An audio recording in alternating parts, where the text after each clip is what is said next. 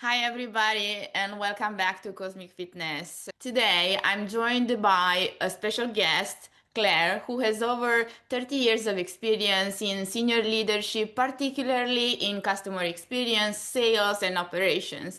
And she began her career from the ground up, stepping into the first management role at just 20 years old, and then continued education alongside her corporate career, joining the senior leadership team in a pharmaceutical company. And this was just the beginning, because alongside this corporate path, she's always had a deeply spiritual nature. She's a Sagittarius sun, and over the last decade, she's trained extensively in energy work. So she did Reiki, experiential coaching, counseling skills, equine therapy, and most recently, qualifying as a shamanic practitioner in her lineage in June this year. And in August, she made, finally, I would say, the courageous decision to leave the corporate world and fully dedicate herself to helping people align their energy and create meaningful lives and work.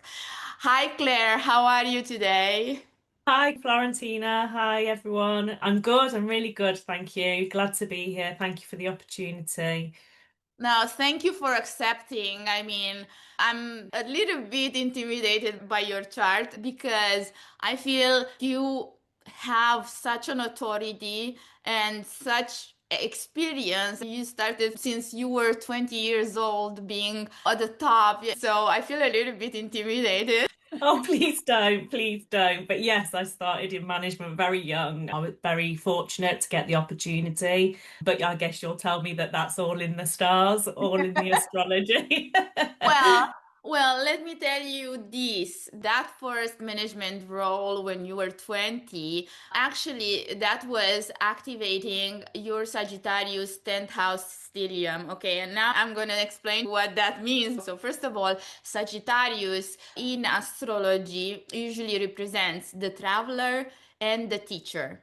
Yeah. Okay, and those two things per se include inside their meaning the fact that you are a leader, a born leader. Also, Sagittarius is ruled by Jupiter, and Jupiter is the teacher in astrology. First of all, I would have to say that our lives and the fields of our lives in astrology are grouped in houses. Every house represents a field of our lives. So, for example, the first house is the body. The second house is related to money. The third house is related to siblings, communication, and short trips like within the city or near the city, the neighborhood. The fourth house represents usually the house in which you live in, the home, and your mother.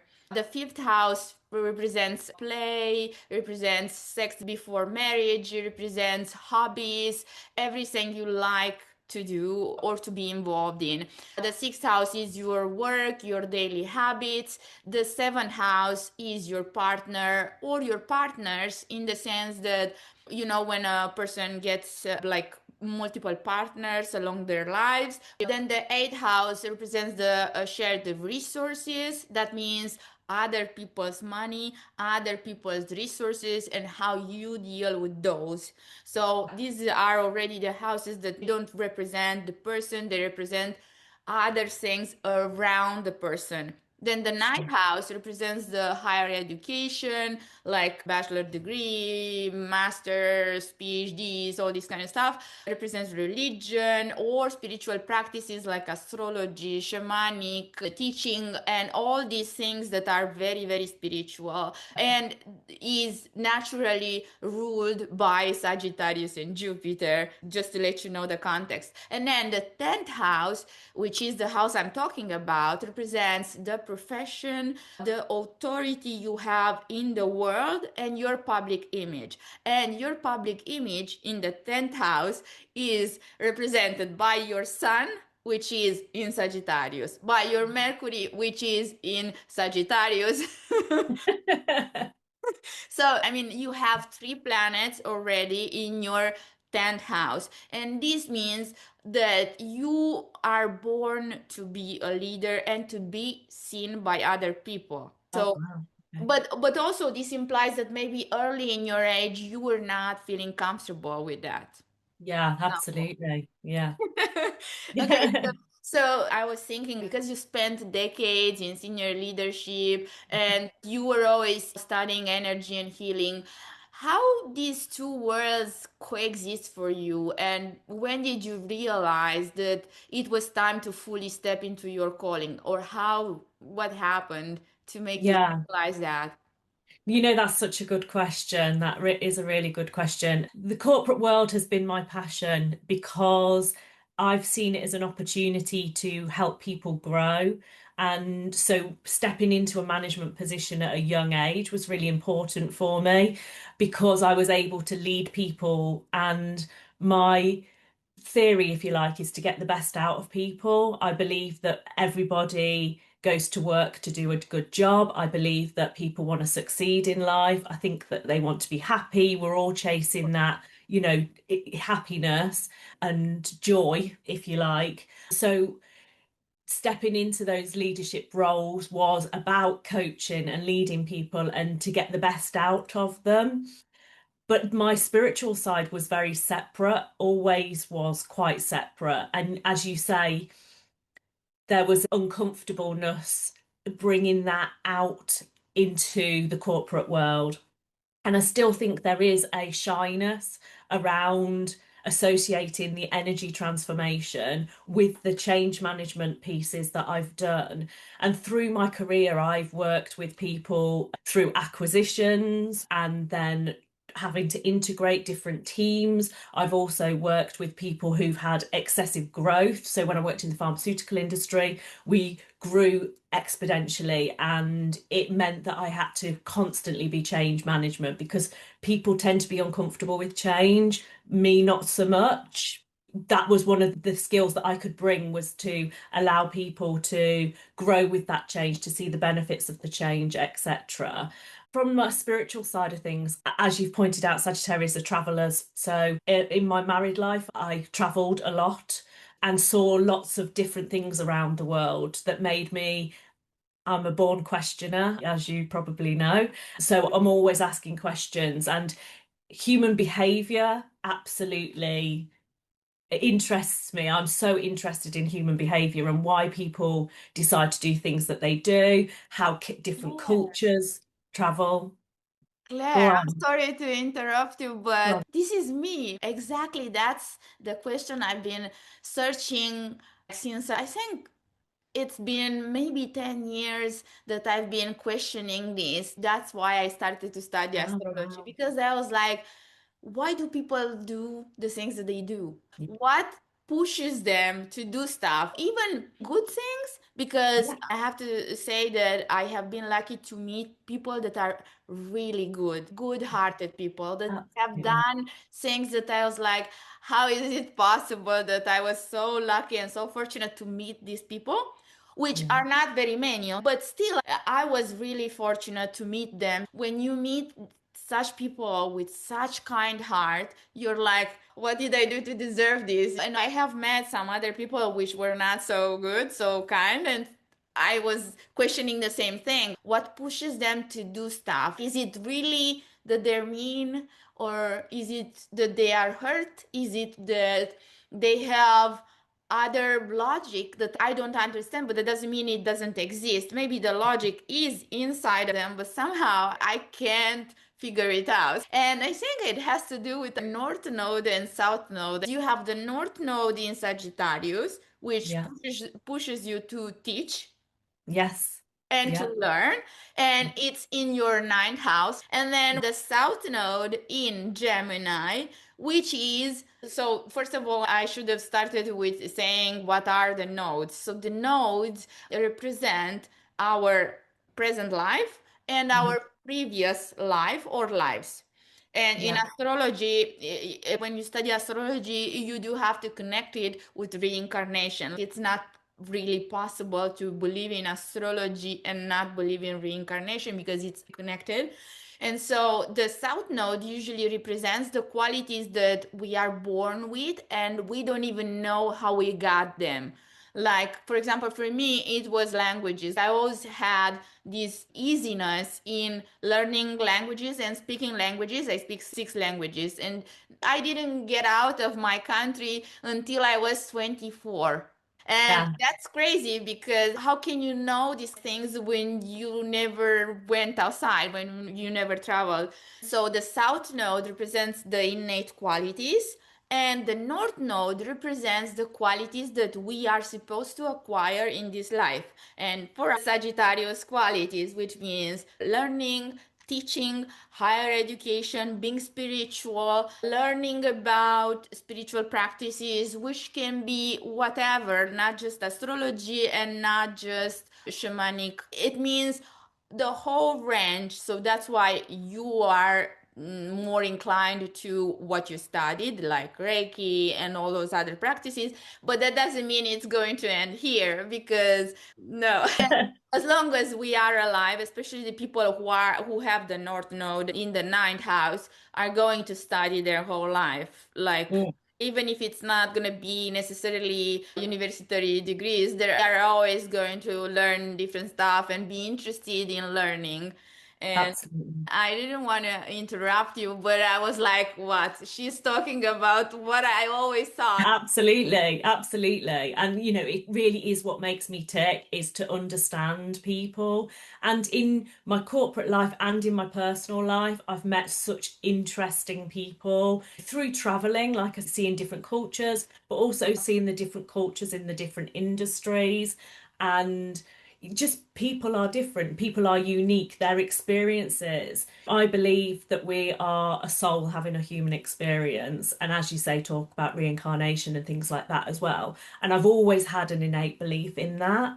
So it goes really deep with me to try and understand people and why they do things that they do, what makes them tick. And therefore, how do I get the best out of that person? How do I motivate them? How do I help them deal with the traumas that have made them potentially, as you say, that it's not always good? And usually that's come from a past trauma or even in a past life. Sometimes the trauma has meant that they've behaved in a particular way or a certain pattern has continued to play out in their life. So, how do I help them release that energy and those blockages? I wrote a few things down with regards to the corporate and the private clients because in actual fact it's not dissimilar, because when I'm working with private clients I'm talking about removing fears, removing blockages, barriers. But that's the same in the corporate world. When people are going through a change process, there's that fear and those barriers to change. So that's how the two link together. And it became more and more apparent to me that personal growth impacts the corporate growth and how people perform, how they show up for each other and themselves. And that uniqueness we should be harnessing, engaging with that person to get the best out of the situation. And I feel like that sometimes leadership misses that in the corporate world. Yeah. It becomes about chasing the financial side of things, which I understand. We're in business to make money, but without engaging with those people, understanding what makes them tick, and therefore putting them at the center of what you do, whether that be a customer or a member of your team, you have to do that to remove those barriers because they cannot or will not, if they can't identify the things that are blocking them, be successful. Yes, I couldn't agree more with you. And Absolutely. I have to say, I think even though when we met, you were more quiet than I was, but I guess that depends on the fact that you have an Aquarius rising, and Aquariuses tend to be less into the light in the sense that, especially at the beginning, they tend to be like less talkative. Yeah. Which is not the same I could say about Leo risings here. But also Aquariuses are all about communities. And this is something that I notice in you. That's why you are talking a lot about corporate and about your colleagues and about people. Aquarius is all about community and people and how they can help people. I wanted to talk about where you started your spiritual learning when you started in 2018 the Reiki training, because that was some energy work that was beginning in corporate but was activating also some teams of Jupiter, because Jupiter is the ruling planet of Sagittarius. And so it's supposed to be activated in some phases in your chart and in your life. I was wondering, how did Reiki change your perception of energy? You had already some knowledge, or did you just entered this world and found out stuff that you didn't know? Yeah, so it was an unknown world to me, really. I knew that I felt people's energies and people's emotions because of the corporate side of things, of what I do and leading teams. And like I say, I've always had a interest in astrology and people's energy, and I've always been interested in different religions like Buddhism, even Christianity, things like that, to understand how that supports people. But Reiki found me, really. I went to a local village fete with my mum, and I'm wandering around, and my mum and I actually got separated, and she went off looking at some different stalls. And I went to this stall, and a lady had got a book there that she'd written, and she came over to me and said, "How long have you been studying Reiki?" And I said, I don't know what you're talking about. And she said, "Oh, I apologize." And that was what the book was about. And she was a Reiki master. And actually, turns out she'd been practicing the Reiki on my mum. And I hadn't known this. And she said to me, "Come to me and I will teach you. You're a natural. This is your purpose. You should be helping people through energy healing. You've got a natural connection to it, which is why I can see your aura and you present as if you're already practicing Reiki." And I said, "Oh, wow, okay." So that's how I met Margaret, and she taught me about the lineage of Reiki and how Reiki works. And I have to say, in the early days, was shocked at the results that Reiki would get. And again, because I'm always wanting to learn and I'm so intrigued by things, that just led to more investigation, more, okay, so how does this work and where's the evidence of this working, etc. And I know now that they did studies in Guy's and St Thomas Hospital in London about Reiki and how that works with oncology patients, but I've also had my own successes. At that time, interestingly, in my life, I'd got quite a few people who'd got some traumas going on, and I'm a fixer by nature. I want to try and help people, but it sometimes would be at my own detriment.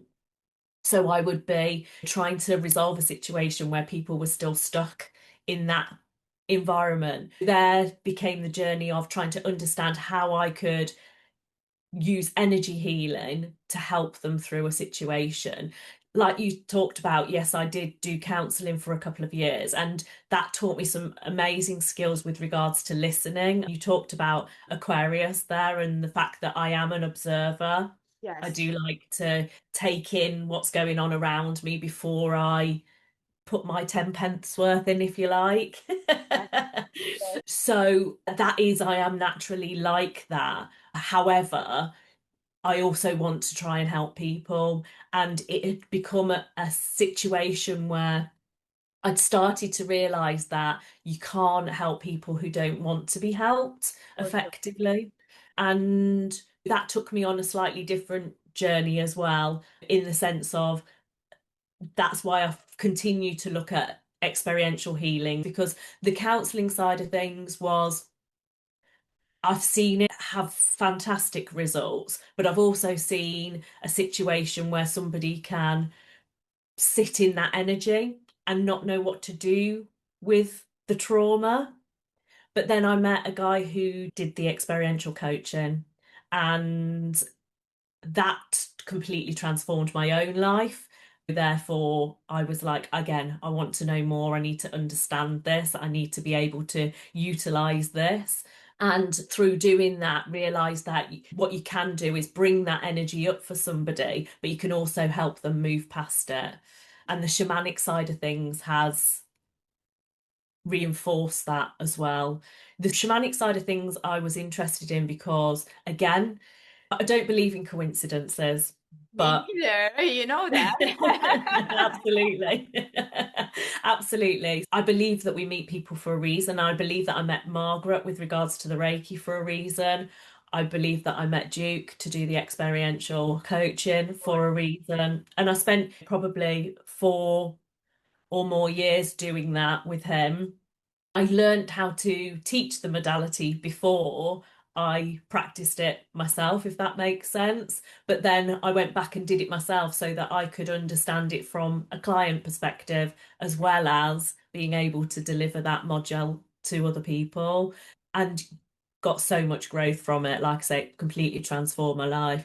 But then the shamanic side of things, I've always had a real interest in nature. I'm a nature lover. I love the outdoors. I'm passionate about animals. That's in Um, Sagittarius nature. You can't help it. Absolutely. And traveling, when I've traveled around the world, and like I say, I've been very fortunate to travel to a lot of countries, there's always been that driver of one, understanding the people and the culture, and two, exploring the animals that are there and the differences in the landscapes, etc. Oh my God. Have you been to Australia? I have.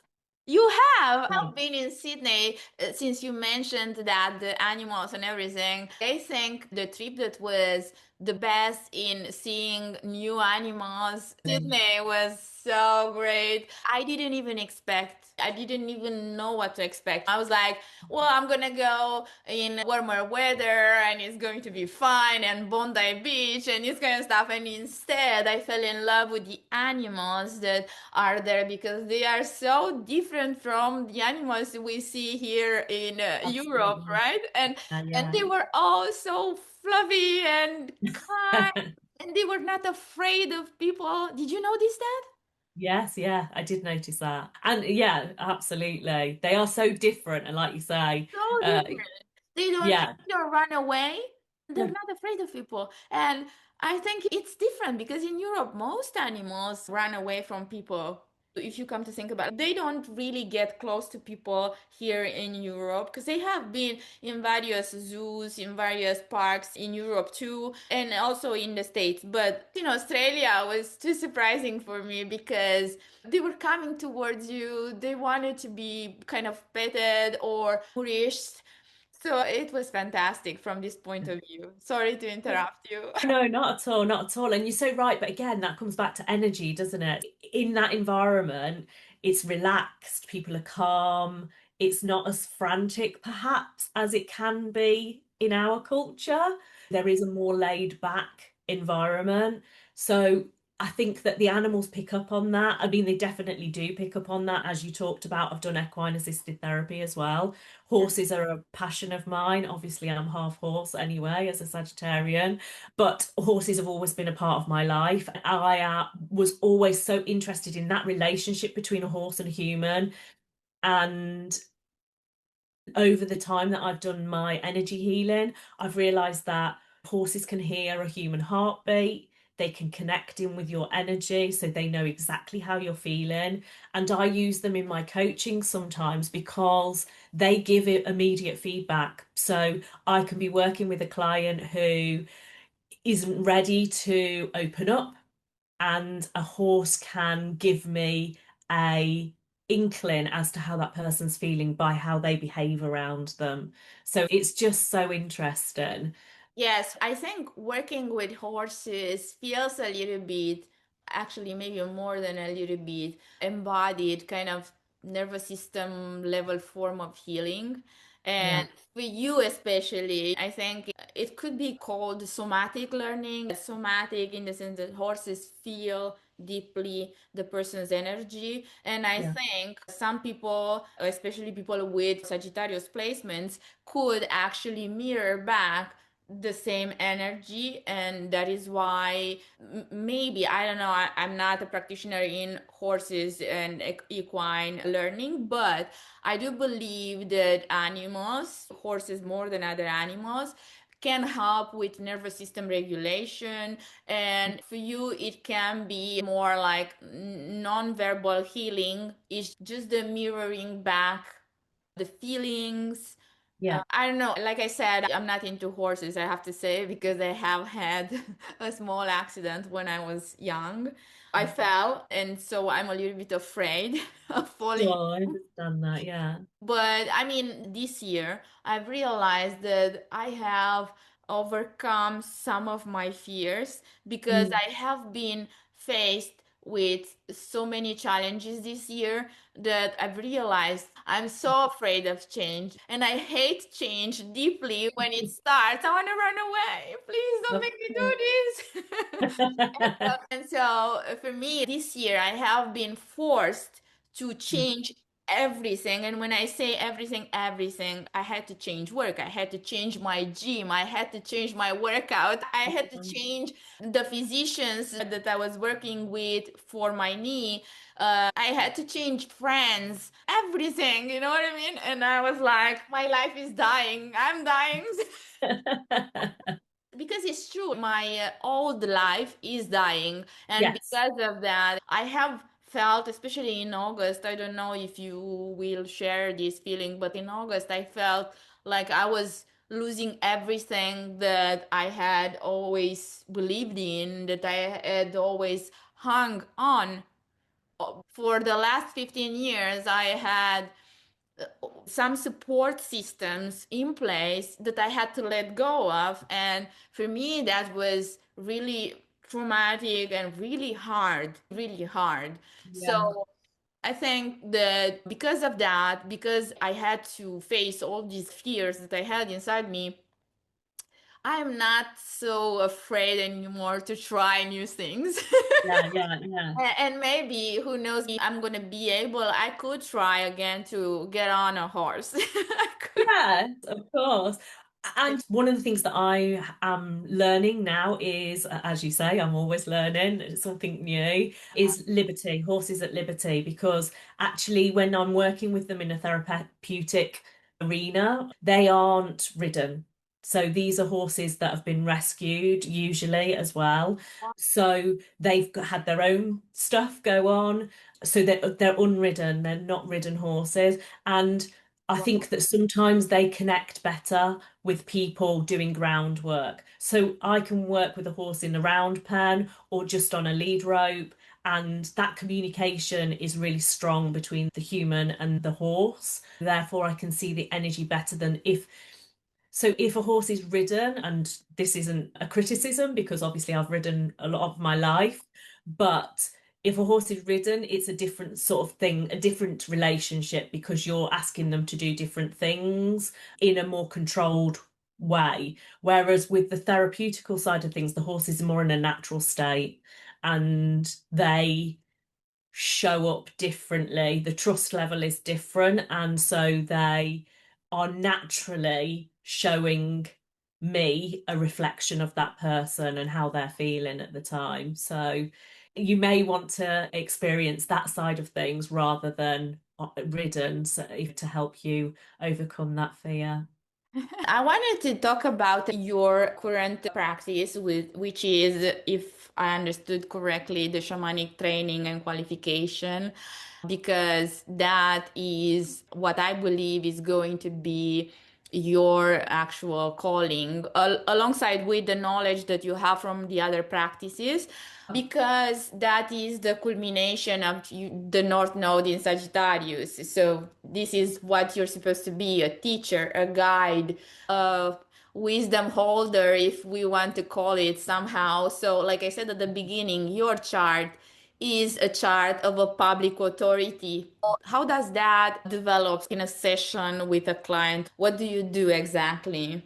Yeah, I came across the shamanic world almost by accident. I met somebody at a festival and then thought, oh, that's really interesting because of my love of the natural world and animals. And the shamanic practicing is working with the elements, so fire, water, earth, air, and also working with nature and spirit. We're working with spirit and spirit guides. And it's something that I've always been interested in. But having done the course and explored my shamanic side and my spirit guides, etc., I'm absolutely fascinated and I'm fascinated by it still, and as we've talked about, I will continue to learn and grow and develop. But yes, what it has enabled me to do is to look at all of my knowledge and experience and the things that I've trained in and bring them together into one module, if you like. So the shamanic side of things is I won't practice solely as a shaman. What I will do is develop programs that have a shamanic foundation, but it will bring in my experiential coaching transformation, it'll bring in my business coaching transformation, it'll bring in the Reiki, and I'll use all of those modalities. So what actually happens with a client is I will do a clarity call to understand what their needs are. So understand what they feel they can gain from the situation. What's their interest? What have they seen that made them pick up the phone to me? And then through that, I can again understand from an energetical perspective where they are and what areas I can help them with and which tool will be best to use. So the way I see the programs is I have a lot of different tools in my toolbox now. Yes, you do. And yeah, absolutely. So then I can adapt it. One of the things that in the corporate world I've really been proud of is that flexibility to meet the customer's needs, if you like, an ability to meet the client's needs through having lots of different tools in my toolbox. So, for example, through the shamanic practicing, I can teach somebody to connect in with their spirit guides. I can teach them to use the natural world to ground, bring calm, peace, etc. I can do something called a power retrieval, which through life and even in just day-to-day experiences, we can give our power away. And again, really relevant in the corporate world, although it might not be seen to be that, but you can go into meetings with people, or you wake up in the morning and you start your day and you're feeling really positive, and then you go in, and I think in the corporate world we refer to them as mood hoovers, but somebody isn't feeling as great as you get into a meeting with that person and you've not protected your energy and how you feel, and you don't understand how you feel to the degree, and you allow that person to then take your power away, and you become less happy, less positive, less productive, etc. I do Yeah, understand what this means. Yeah. exactly. So you end up sitting in their energy.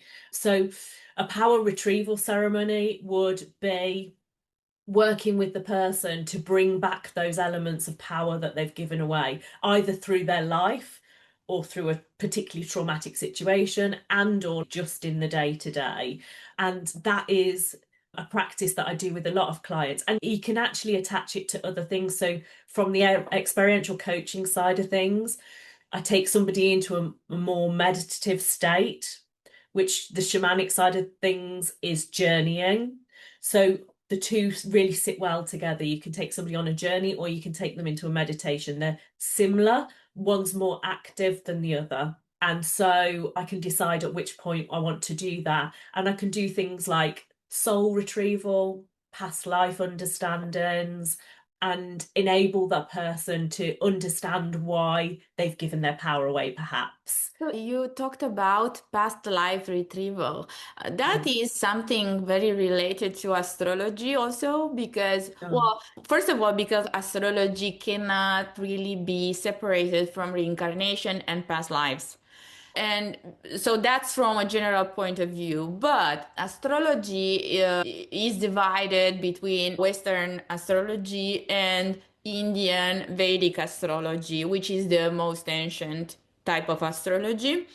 yeah. And I am very attracted to Vedic astrology because I believe that Western astrology is a little bit more like rose-colored eyeglasses, in the Yeah. sense that everything is good, everything is going to be okay, everybody has a nice soul. With Vedic astrology, you have the possibility to explore different types of charts, in the sense that not only the birth chart, because the birth chart implies this incarnation, this body, what you Yeah. are today. But Mhm. there is a chart of the soul. The birth chart is actually the chart of this body, if you come to think about Sure. it, because Yeah. our soul is eternal. And because it is eternal, it means that it's going to go into other bodies, and it went through other bodies and through other experiences and did other type of learning and experience.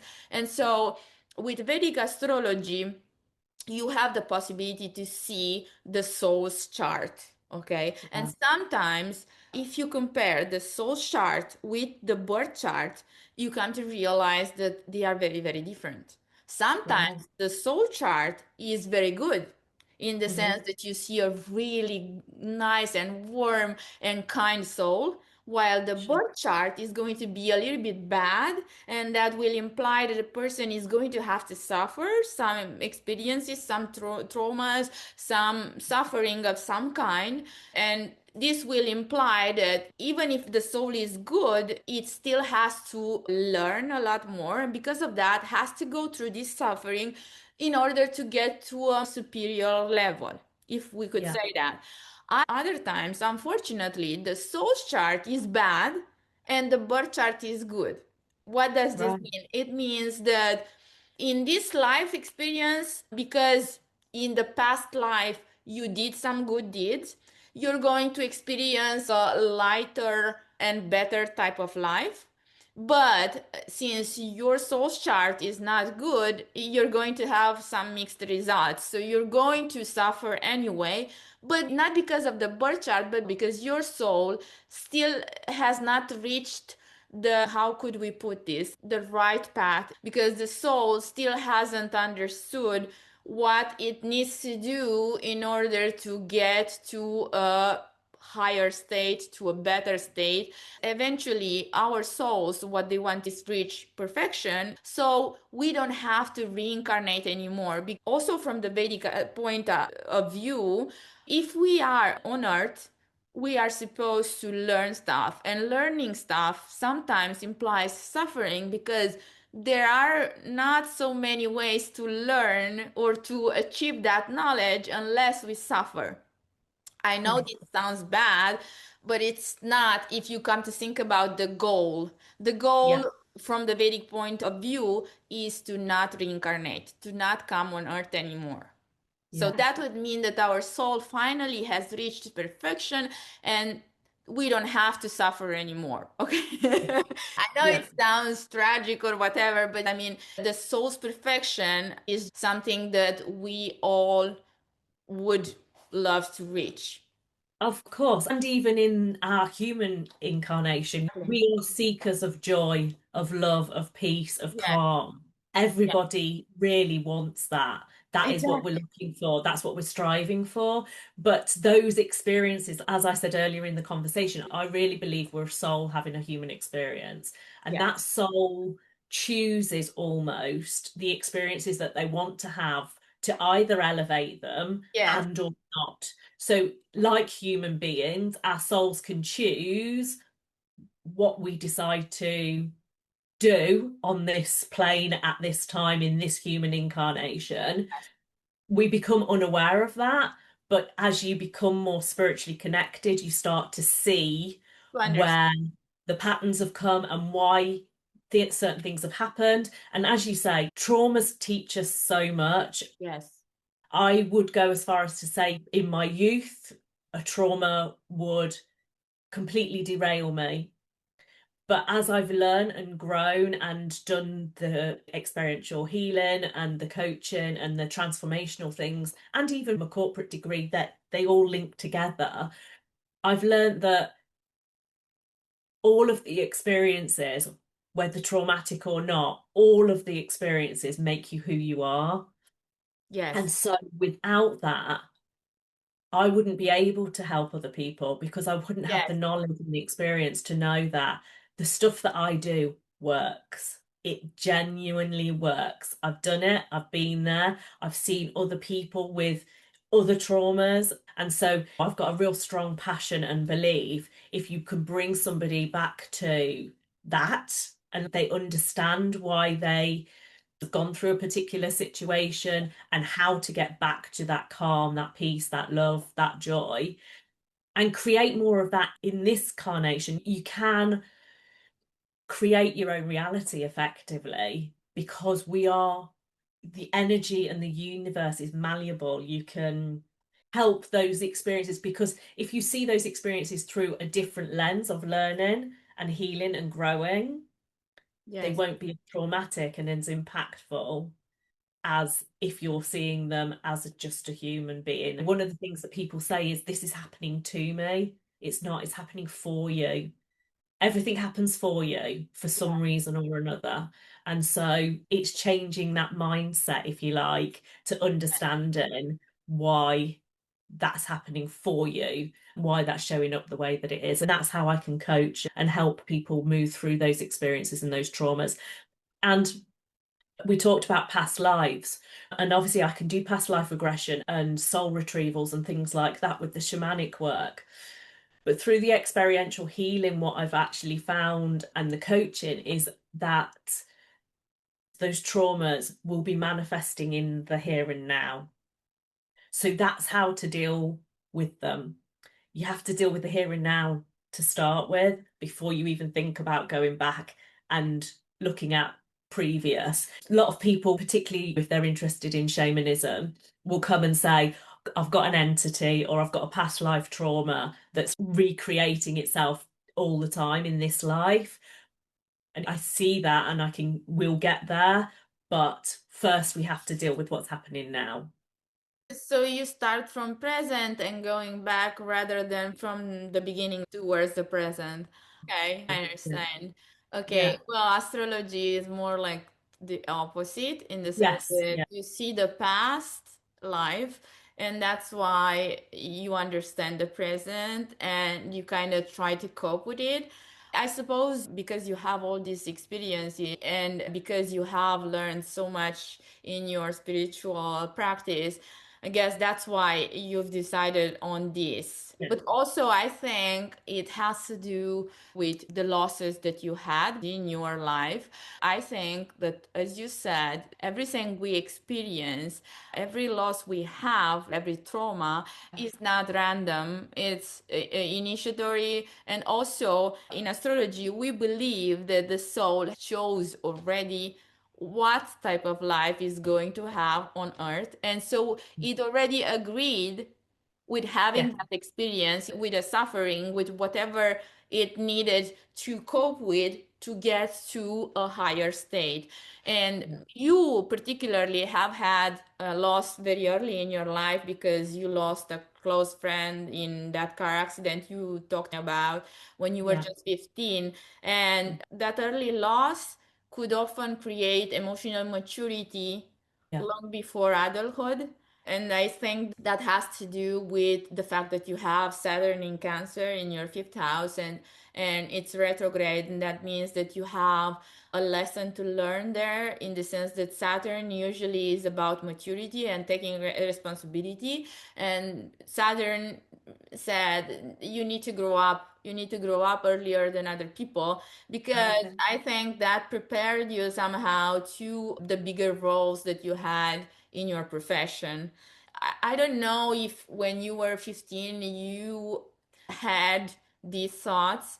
I don't know how that moment changed the way you see life, if you had reflected on that. Yeah, of course. I mean, that you're talking about losses, etc. I know now, obviously, having been through my own journey, that I then lived with a fear of loss, fear of losing love, and that did shape me. That shaped who I was and how I showed up in the world, showed up for myself, etc. But if I reflect on that particular time in my life at 15, because I'm inquisitive anyway, I was like, why has this happened? What I need to understand. why I feel the way I do, how to deal with it as well, instead of burying it. And lots of people, when they're going through grief and trauma, and obviously I know there's a stage to grief and trauma, but they almost deny themselves and bury it and don't actually bring it out into the world. And I guess at that time I was so young, I probably did that as well to a degree and didn't realize the impact that that had on me until much later in life, until I did some sort of self-investigation. But what that's allowed me to do now is also understand other people's innate fears and the fact that they might come from something that they haven't realized. A lot of traumas do come from the childhood, you know. And while I said I'm talking about dealing with the here and now, one of the things that I do is inner child healing, because inner child healing and the understanding of that perspective is relevant to this incarnation. That is a really powerful ceremony because it allows the person to grieve for what they wanted as that child, what they needed as that child. And you could be brought up in the most beautiful parents with the most giving, most loving. I had a great childhood, loving I parents. envied you for that. Oh, I bless envy you you. because actually my childhood was not very easy. But if you look at my childhood from the outside, you could say it's just a normal childhood, okay? But Yeah, like you said, it's about how your inner child experiences what yeah, happens to you. But also, like, I could see from my Vedic birth chart that actually my life was starting from, let's just call it in a way that people will understand, Saturn era, in the sense that Saturn brings hardships, brings a lot of work, brings solitude, but difficult mostly for the person, how the person feels they yeah, are. You know what I mean? And yeah, so I have felt in my childhood that everything was so difficult, and I didn't feel like I had any recognition for what I was doing, being yeah, a good child. And so I do understand a lot what you talk about, but I also envy people who say I have had a happy childhood because I didn't. yeah, And yeah, also, I think about it in a more optimistic way, and I say, you know what? It's good that it happened this way because actually, in the Vedic chart, you can see that my life improves as I grow up. And so yeah, I have a better experience of this life as I grow up, as I mature. I feel less happiness in this yeah, life. And yeah. I say that the hardest part has already passed.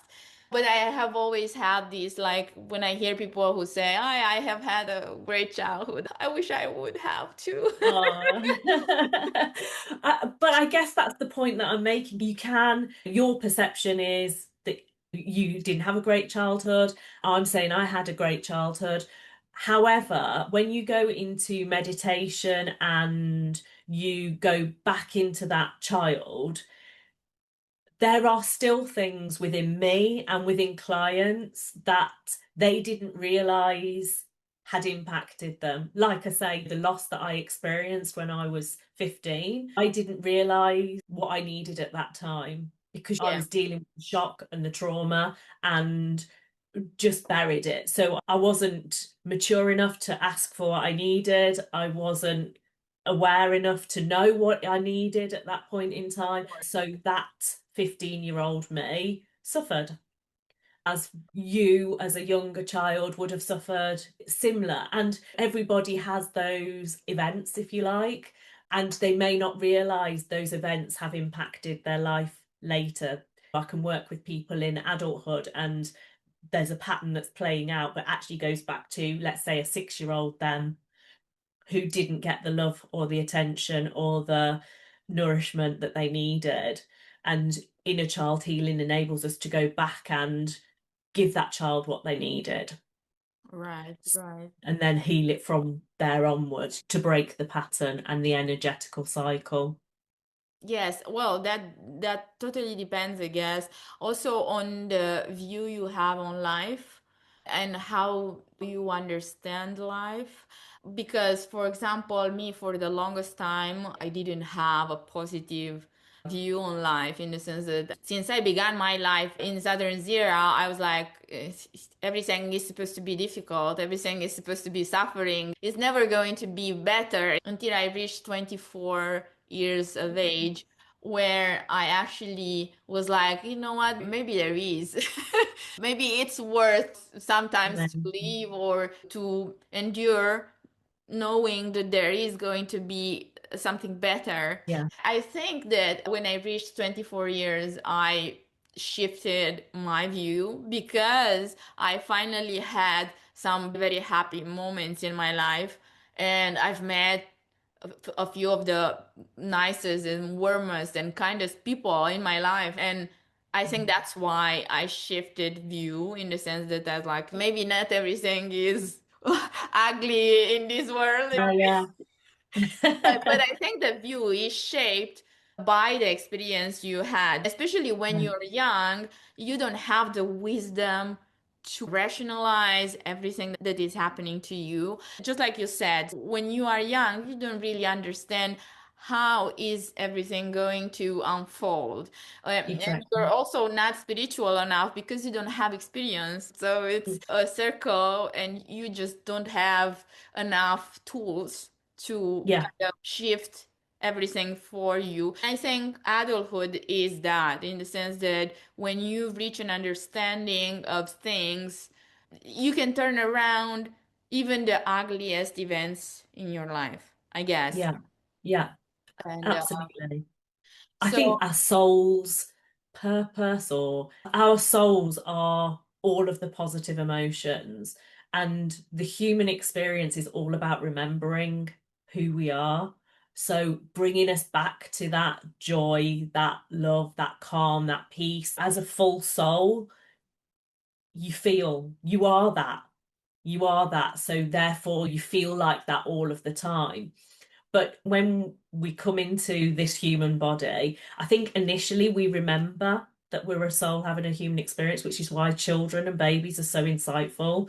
And they are, aren't they? You I've know, seen some videos, neurons. and I was pretty surprised. I was like, what? How did you Exactly. have this idea? Exactly. When I was younger, I used to think that child's been here before, but they do remember. So up until about 3 years of age, a child remembers that they're a soul having a human experience. But then experiences make them forget. And we spend all of our lives trying to remember that. Yeah. And that's what brings us that feeling of peace, is coming back to that as well. That's really prevalent in the corporate world. There are so many demands, and obviously, I know as a senior leader, so many demands on your attention. Sometimes you don't know which way to go with things. And so that really had an impact on my life, being able to take a deep breath, come back to myself, work out what's important for me, what's the right way to go, what the right path is. And again, that's something that I want to bring into corporate leadership, is so that people can do that. So, Claire, I wanted to also ask you, since we're in this area of losses, because you didn't lose just your best friend, you also lost your father. So you had different types of losses, in the sense that not all of them were definitive. Yeah, Some of them were just, partial, if we could call them this way, because I mean, your divorce, for example, is also a loss, yeah, or your friend, the one that moved to Australia, for example, is also a loss. yeah. But they're all kind of different types of losses, in the They sense are. that one is through geography. Yes. One is through that. One is like your father, for example. That is a definitive loss, and I think because the father usually is the authority in the family, right? It represents structure and protection usually. Yeah, So his death coincides a little bit with, I guess, your deep spiritual embodiment phase, if we could call that, because Yeah. Saturn was involved there again. Yeah. Saturn is involved wherever we talk about hardships. Like if we have to talk about something difficult, it has to do with Saturn and Well, limitation somehow. And thanks, Saturn. yeah, and also you have Saturn in your eighth house, and eighth house, like I said, is about shared resources. And of course, with your father or with your ex-husband, you did Yeah. have shared resources. And when I talk about shared resources, I'm not talking about material resources necessarily. I'm Yeah. talking about every kind of resource we have inside of us and in our sphere. Okay. Yeah. And Yeah. so I talk about also the energy that you shared, with your father, Yes. with your friend, with your ex-husband. And so I was wondering if you felt differently about the loss of your husband and your father because they happened later. Did you kind of rationalize them differently? Did you feel them differently? Or was it just as deep as the friend that you lost when you were 15? I don't know if that makes sense. Yeah. It does make sense. It does make sense. And again, it's a great question because they were different. I experienced them completely differently. The loss of my husband and my relationship. So I was with my husband for 20 years, and we were married That's a for long 30 time. years. It is a long time. It is a long time. And, we grew up together in the sense of through those years, I went from sort of 20 through to 40. It was an expanse of time where I did grow a lot, and change, etc. Um, the loss of that relationship, like I say, was different to losing my friend in the car accident when I was younger, and I did handle it differently. And it probably was one of the triggers for me to go on the journey that I went on with exploring my spirituality more, exploring the energy work and how that can relate to my professional side of things as well as my personal side of things, and how I can help people become more uniquely them. Because, towards the end of that relationship, I wasn't showing up as myself because there were other things going on that were causing traumatic situations that I felt lonely, and I learned to not show up as myself, In the earlier days, yes, I did, absolutely. I mean, we wouldn't have been able to journey together for 20 years if it hadn't have been a great relationship. And we learn and grow together to a point, and then obviously the loss of that relationship was very traumatic. Yes. And like I say, was a trigger for me to explore what that means. And I felt when my husband and I divorced, it intensified all the other losses. So the losses that then I'd experienced when I was 15 years old came and got me, if you like. That, like I say, when you're 15 or, in your early life, those traumas you bury because you don't know what to do with them. You can't express your emotions. And so when my husband and I separated and divorced, I didn't know how I felt, really. It is the honest answer to the question. I didn't know how I felt because I'd buried those emotions when I was younger. So it was like, okay, so what is this that I'm feeling? And being the Sagittarian that I am, that's why I went down the energy and exploring experiential healing, doing the counseling, etc. Because I wanted to understand myself and also therefore be able to help other people express their emotions, understand these emotions that you're feeling. So yes, and again, it happened for a reason because that was a trigger for me to go down that path. So then when I lost my father, me and my dad were very close, and he was a I guess, everybody looks up to their father, but I really did look up to my father. He was military, so he was in the RAF. I was very proud of his career and his dedication to serving his country and helping people. And growing up, he had allowed me to be individual, and as had my mum. I've still got my mum with me, fortunately, but my dad and I used to debate. And so even when we didn't have the same opinion, there was always love there. And so we could talk about stuff and disagree about stuff. And we would watch the news together and debate topics. And that made me who I am and show up as myself because I could ask questions. And that's how you learn, is to ask questions constantly. And my dad sort of reveled in that and allowed me to do that. So we were very close. But having done the work that I'd done because of my divorce, and yes, loss is different, but it's also similar. Yes. Grief is grief at the end of the day. Um, and so when my dad passed away, I did handle it differently because I'd got a different set of tools to deal with that situation.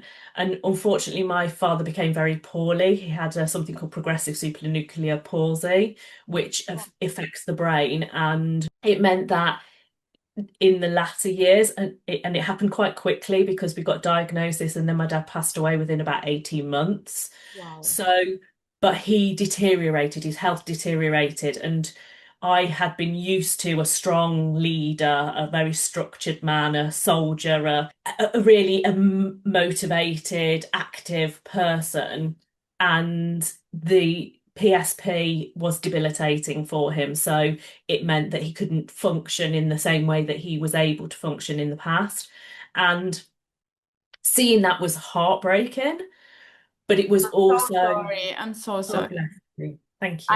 I do understand because, well, my father is dead also, but it's not because of that I do understand deeply. It's because this year I have lost a person that was kind of the substitute of my father. So I do understand what it means. It's just heartbreaking to Yeah. lose your support. I used to call him my wall, in the sense that I would lean on the wall and it would be there and Um, it would kind of help me stay standing. So I do understand a lot about loss, especially now because yeah. it's for me it's very recent because it was in March. Yeah. Oh, But I'm but so I sorry for your loss as well. I'm sorry, Florentina. yeah, That's hard. so I do understand what you mean about your father because for me this person represented that, and so I do understand what it means. I think you had a period of time to kind of get used to the thought, even though you don't ever get used to it.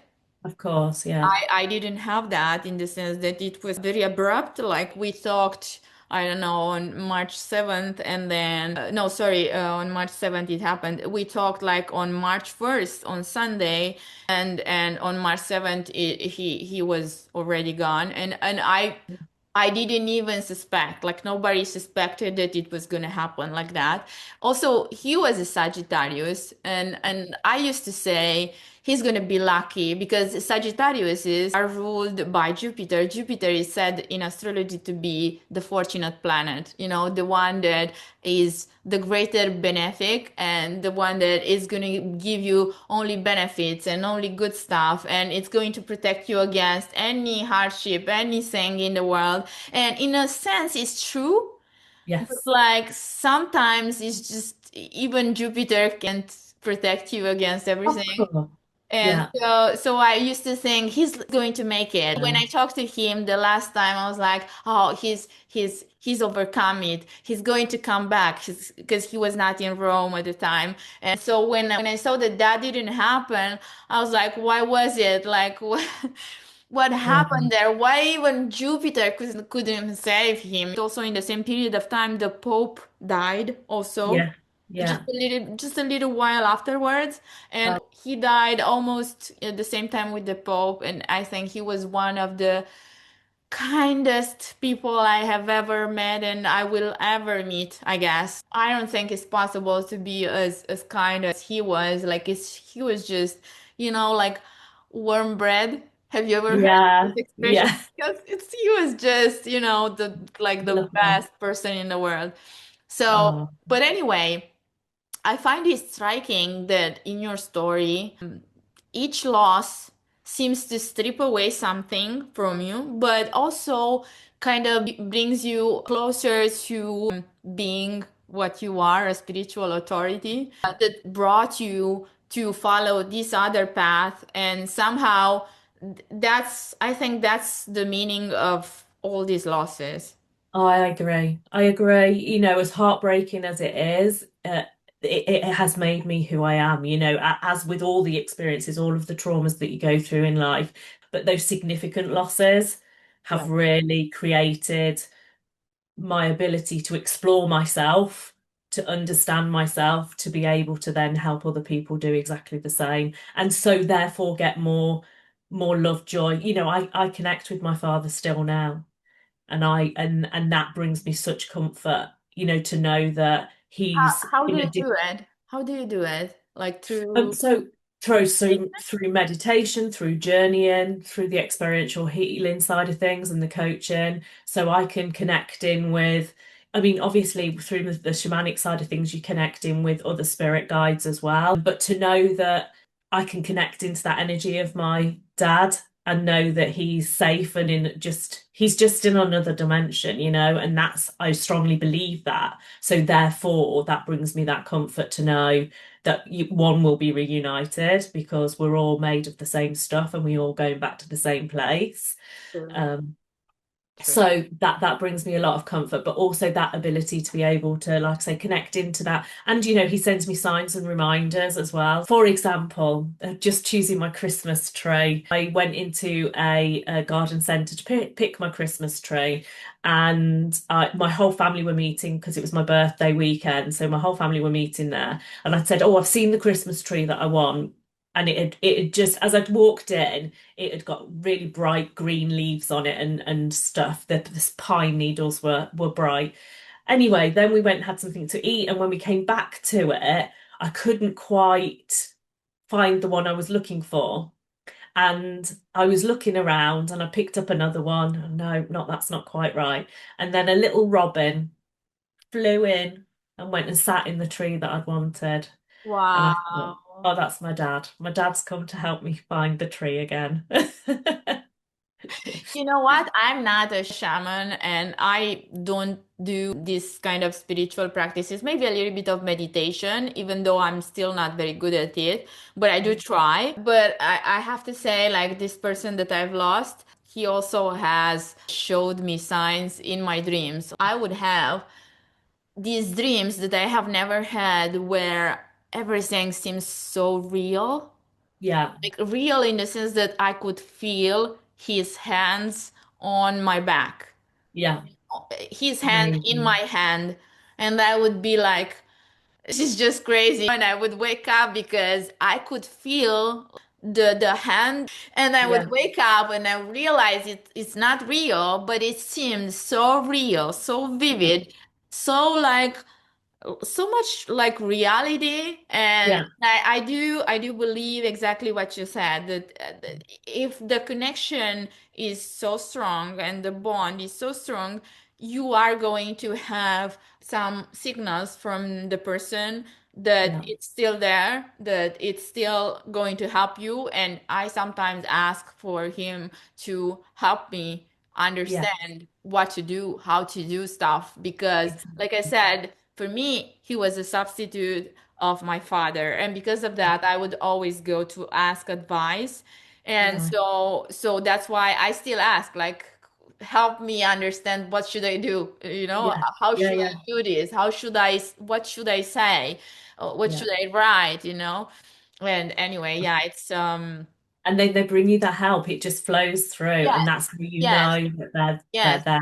And I would suggest that our dream state is another dimension. So it is reality, but it's just another dimension of reality. So when that happens, he's bringing you that comfort. He's letting you know that he's still there, and I just find that's just beautiful. That's how I interpreted it. And Yeah, it happened, as you said, with your tree. in the sense Yeah. that the last time I dreamt about him in the afternoon preceding the dream, I had wrote an email to a friend of his asking him for some guidance.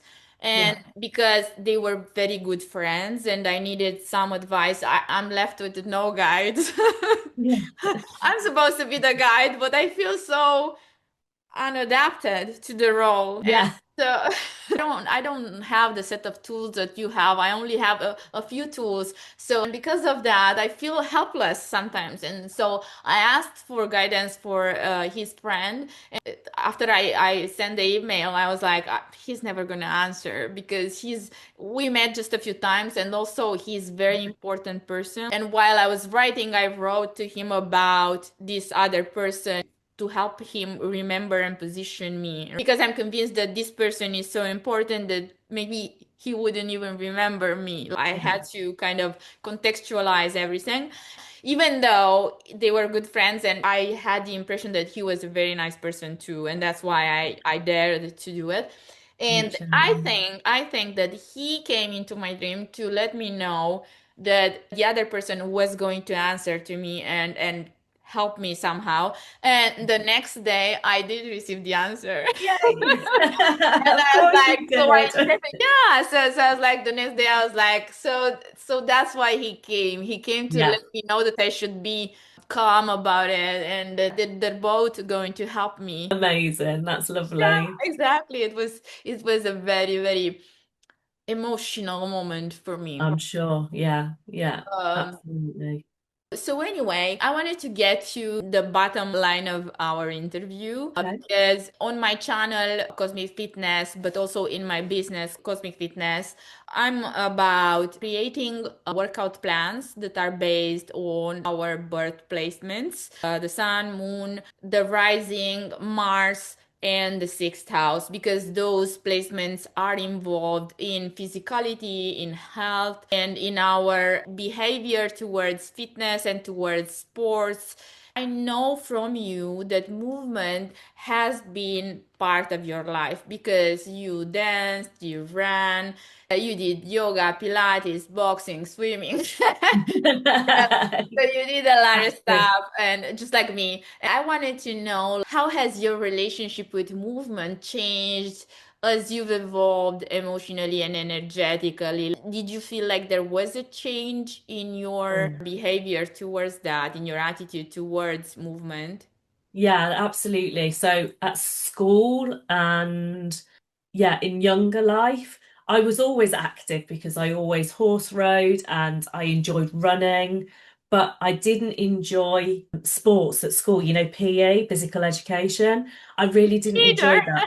Me neither. At school, I hated sports. Oh my God. I used to get out of it any which way I could. Me too. I used to tell my mother, give me the permission from the doctor. I don't want to go.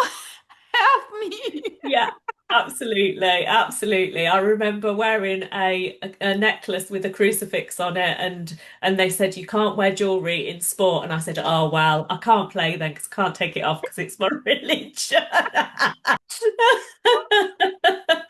Cannot believe this.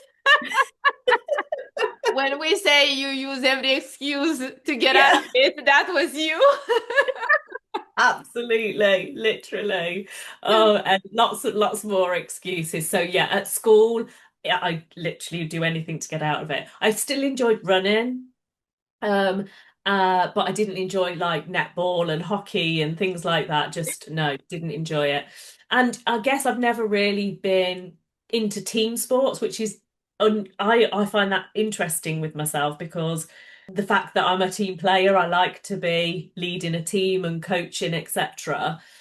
But yeah, with regards to sport, I tend to do sort of more individual I sports. know why it's that Oh, go because on. your sixth house is in Cancer, and Cancer is ruled by the moon, first of all. So the moon has cycles, it moves very quickly, and like, it stays in the same sign 2 up to 3 days max. Your mood kind of changes with the moon. So Cancer usually prefers a more quiet and more home-based environment Yeah. workout. True. So that's why you don't feel collaborating or being a team player. Ah, Otherwise, for example, your rising would suggest that you are a team player, but yeah. the sixth house is a very important house, is the house of daily habits. Because in your sixth house, you are like that. You are like a Cancer. Mm. You're more withdrawn Ah, sport and in your daily movement, and you would like to feel more emotional balance. And if you're in a team with a lot of people, as you talked about earlier, that involves the energy of so many people, yeah. and sometimes it can happen the shared energy is not necessarily the energy you are in, and because of that it kind of ruins your mood of Yeah, the whatever experience. sport or Yeah. movement you feel you are drawn to. Okay, that's so interesting.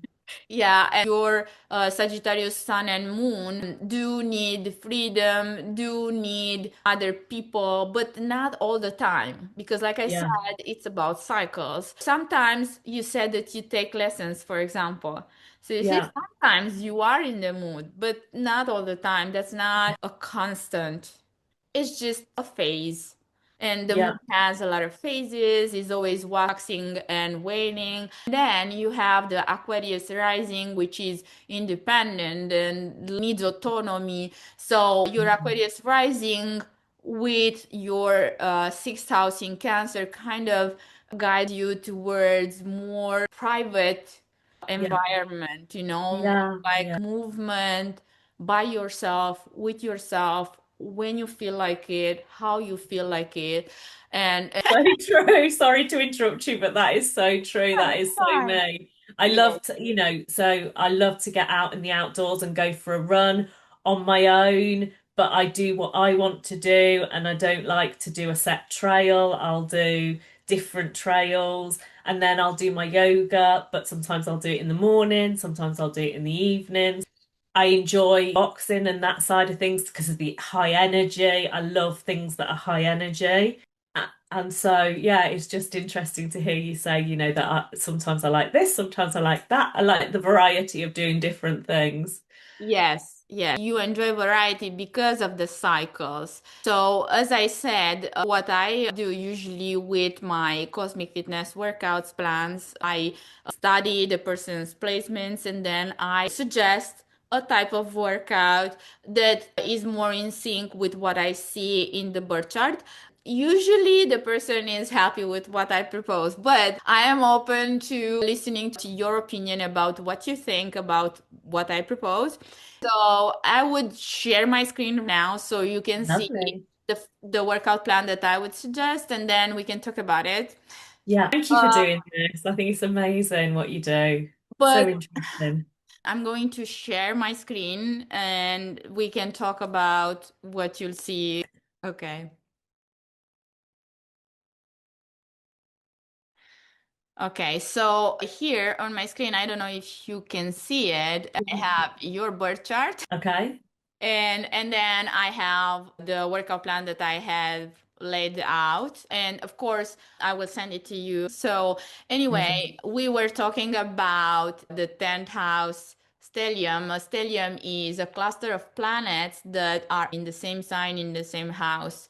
And as Right. you can see, you have the sun, the moon, and Mercury here. And that means that your chart and you as a person are meant to be a public authority and you are meant to be seen by other people. And even though in your youth you used to feel maybe a little bit intimidated and not wanting to be in the light, actually because of this stellium, you were pushed out of your comfort zone to become that leader. Like I was saying, your sixth house is in Cancer. And I think for sports, for fitness and well being, I think it's very important because it has to do with everything that you do daily. It involves work, it involves nutritional habits, it involves movement if you do any or if you don't do any. So it has to do with your day to day. And because of that, I feel it's so important. And that's why I take it into consideration.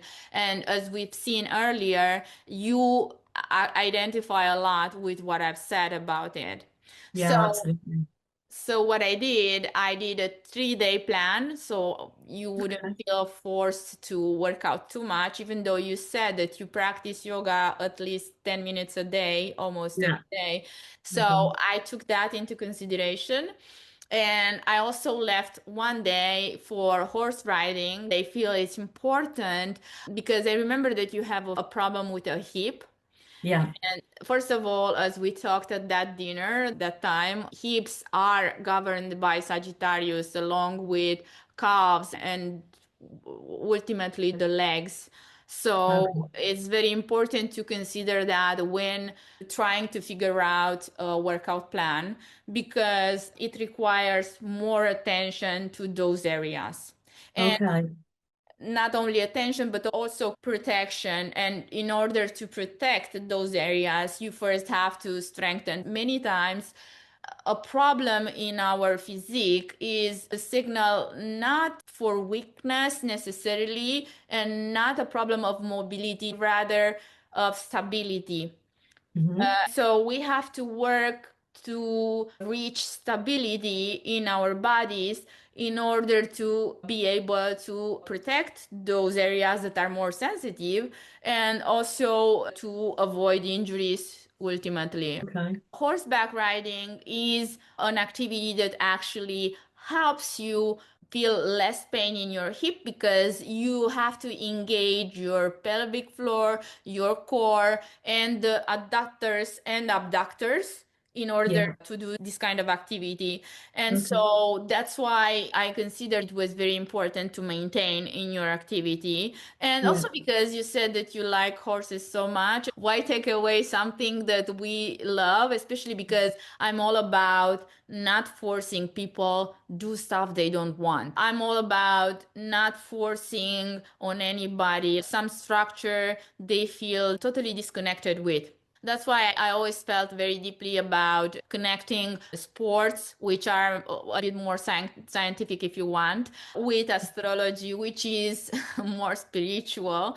I think both of them help us reach our goals, what we want to achieve for our bodies. And I remember you were saying something at that dinner that if we take care of our bodies, we are able to help Yeah. other people. And I feel that is so true because if you don't feel 100% yourself and you're not healthy enough to feel good Yeah. inside, you can't really expect to be able to help other people.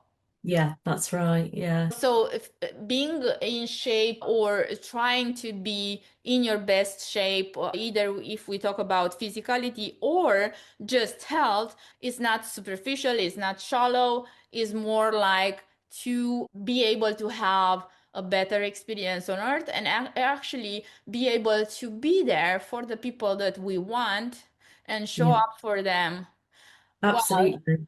Yeah, while if you feel always sluggish or without energy, you're not able to help other people because No, you need no. that.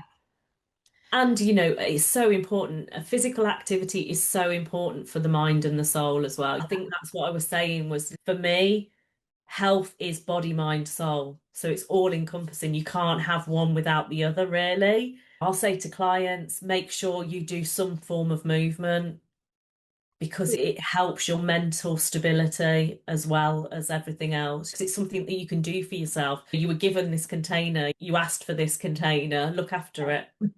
So true, so true. The second day of your workouts, I've put yoga and Pilates because Okay. you do need hip mobility and to work on the stability. So I've chose some hip mobility, pelvic stability, spine, and sacrum support.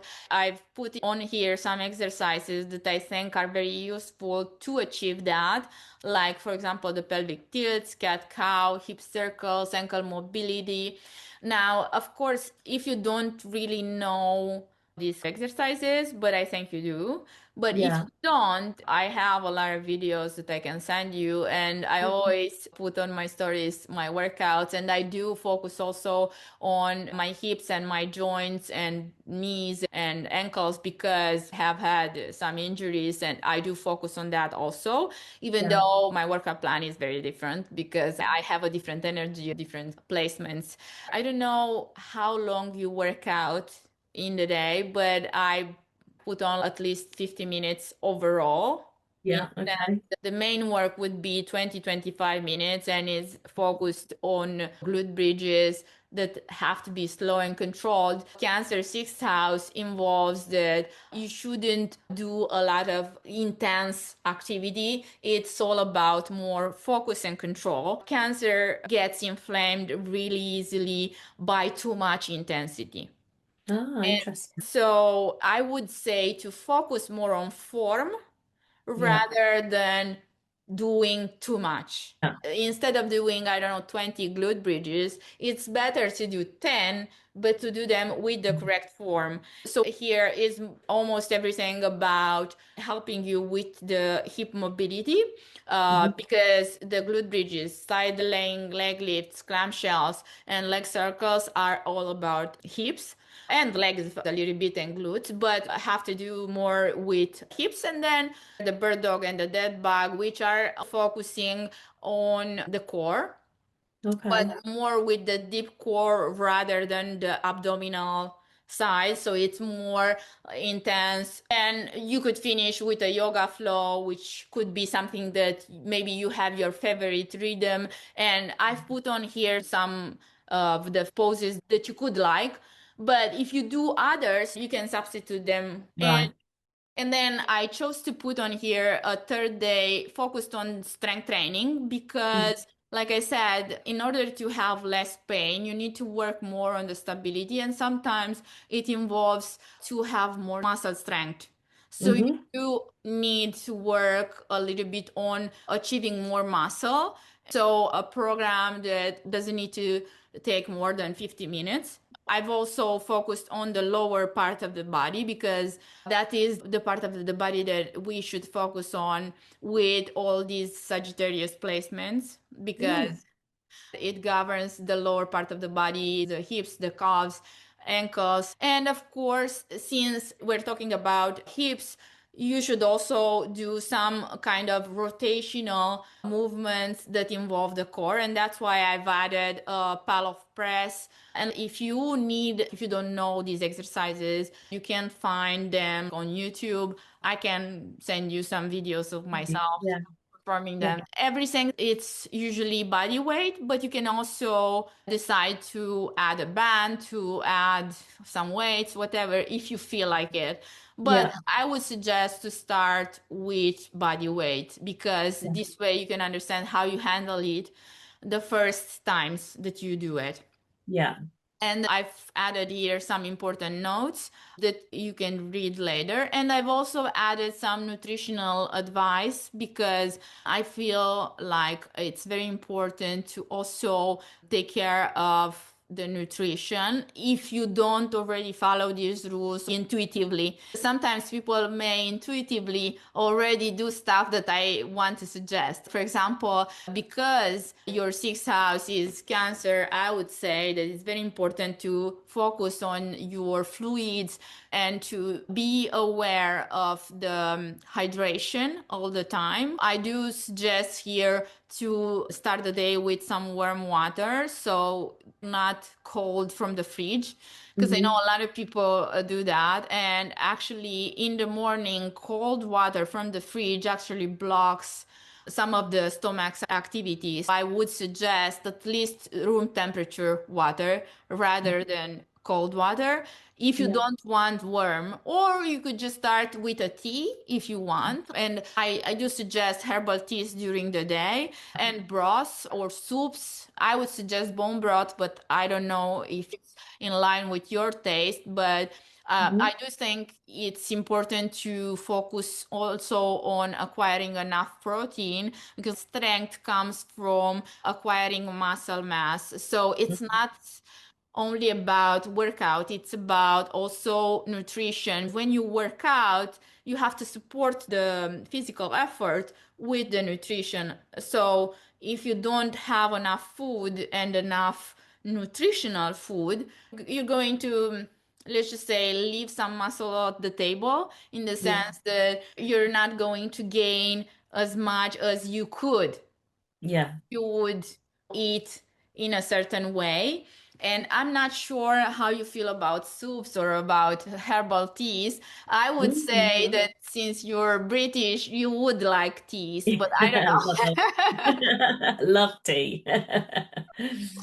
So that's perfect. You could try some herbal teas, and I actually added here some suggestions of the teas that you could feel good after drinking them, like ginger, turmeric. Well, for chamomile, I would suggest it later on in the evening because it's Yeah. more relaxing and it kind of puts you to sleep.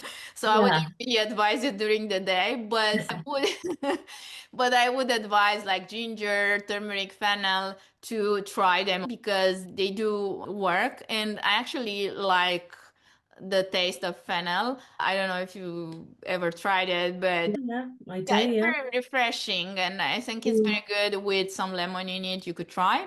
Yeah, very nice. I've also added some other advices, if you can say Yeah.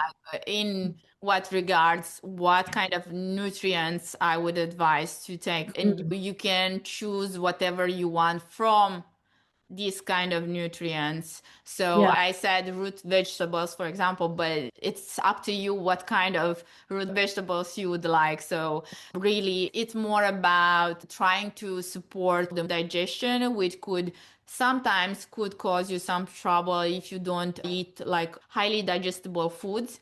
And most of it's because of cancer. Cancer Yeah. is very sensitive, has a very sensitive stomach.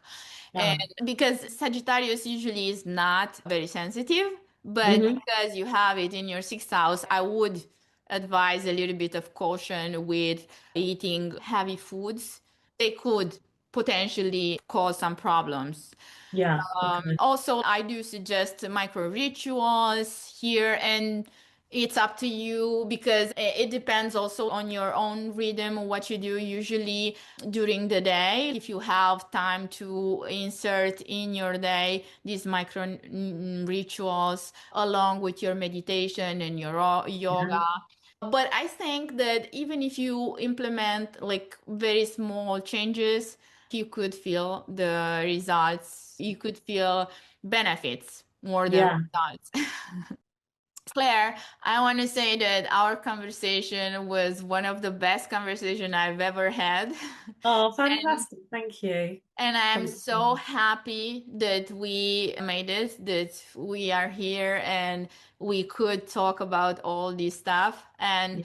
I do think that a lot of people are going to learn a lot Yeah. about energy and healing. And ultimately, I think life experiences and spiritual practices, especially from what you talked about, it was really an eye-opening conversation for me because I was here, but Yeah. also for a lot of people. And because of that, I really want to say that I'm grateful that you accepted. Thank you. No, I'm grateful for the opportunity. It's been really good. Really enjoyed it. Thank you. Okay, so we will talk later. Yeah, And, definitely. and I hope you have a wonderful week. You And too. thank you so much again. I feel very No. lucky to have talked to you. Oh no, I'm really, really pleased to do it at Florentina, and I'm so glad to have met you and go through this process with you. So I really appreciate the work that you've put into doing the chart as well. I'm really grateful for Thank that. you. So thank Thank you. you. Thank you. I do feel we are going to stay in touch. Oh, definitely. Without a doubt. Definitely. I'll be So, coming to Rome next year. yes. Oh, you have to let me know for that. Yeah. You have to let me know Definitely. because definitely we are going to visit together and I'm going to take you to Definitely. very nice places. Yeah, absolutely, absolutely. And you're always welcome here too. Thank you. Have Oh, thank you. have a beautiful day You too, and my lovely. I Take thank care. you. Big, big hugs. Bye. Take care, darling. Bye bye. Bye.